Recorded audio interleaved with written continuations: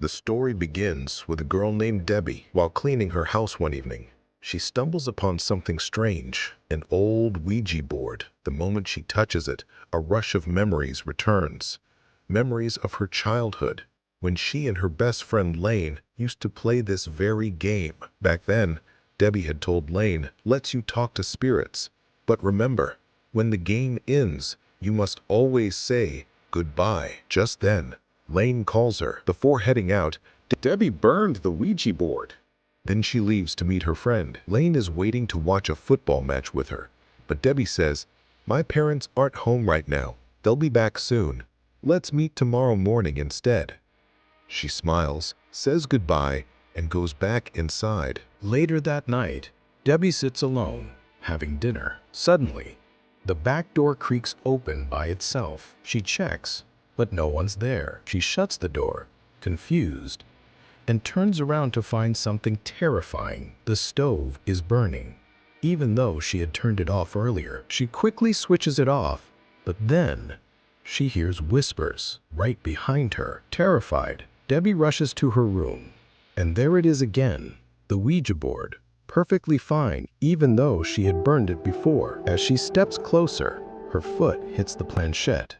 She bends down, picks it up, and her eyes turn completely white. Debbie is no longer herself. She wraps fairy lights around her neck and jumps from the first floor. Debbie is dead. The next morning, Lane gets shocking news. Her best friend Debbie is gone. Lane, her family, and a few close friends visit Debbie's parents to offer condolences. But Lane can't stop thinking, how could this happen? She enters Debbie's room and finds something odd, the planchette of the Ouija board lying there. Debbie's mother hands her a small box filled with photos, bracelets, and childhood memories. That night, Lane stays up crying, watching their old videos, missing her best friend. The next day, at school, Lane and her friends gather. They're all disturbed, haunted by Debbie's death. And that's when Lane says, "There's one way we can talk to her, through the Ouija board." They decide to play it in Debbie's house. Lane brings out the board and planchette. Everyone places their fingers on it. Lane asks softly, "If there's anyone here besides us, give us a sign." The planchette moves on its own. Letter by letter, it spells D. It's Debbie. The group starts talking to her,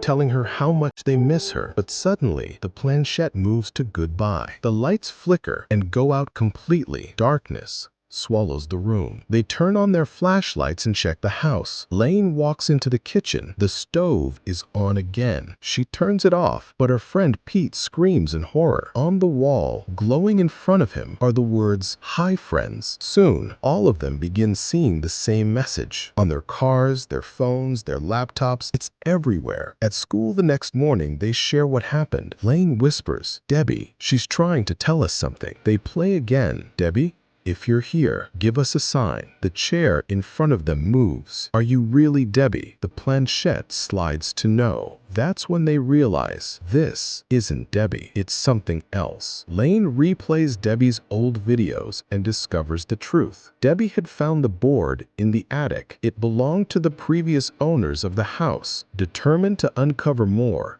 Lane visits the attic herself and finds old photos of the Xander family, a mother and two daughters, Doris and Paulina. Years ago, something terrible had happened. Doris had vanished mysteriously, and Paulina was accused of killing their mother. Lane visits Paulina in a mental hospital. Paulina reveals the horrifying truth. Their mother used to perform spiritual rituals to contact her dead husband.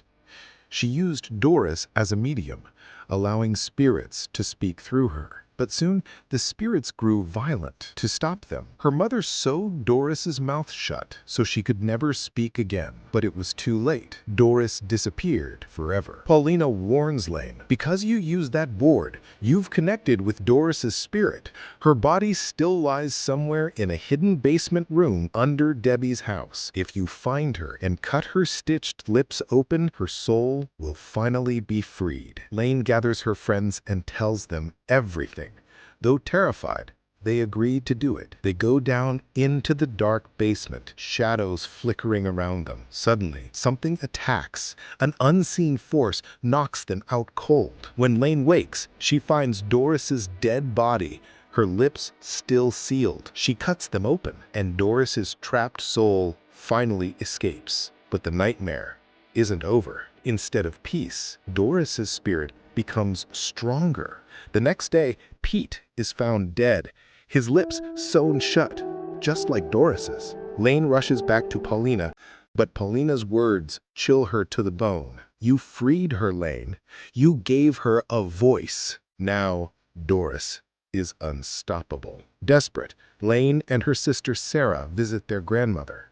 She tells them the only way to end it: burn the Ouija board and Doris's body together. That night, Lane, Sarah, and Trevor return to the house. They go down into the dark basement with the board. But before they can do anything, Doris possesses Trevor and kills him. Lane lights the furnace, but Doris grabs Sarah and tries to sew her mouth shut. Just before Sarah is gone, Lane gets an idea. She starts playing the Ouija board again. Spirits surround her, the air grows heavy, and suddenly, Debbie's spirit appears. Debbie helps Lane fight Doris's evil force. As they struggle, Sarah wakes up, grabs Doris's body, and throws it into the fire. Lane throws the Ouija board in too. The fire burns bright, and Doris's spirit screams and vanishes forever. It's finally over, at a terrible cost. 3 of their friends are dead. Lane and Sarah survive,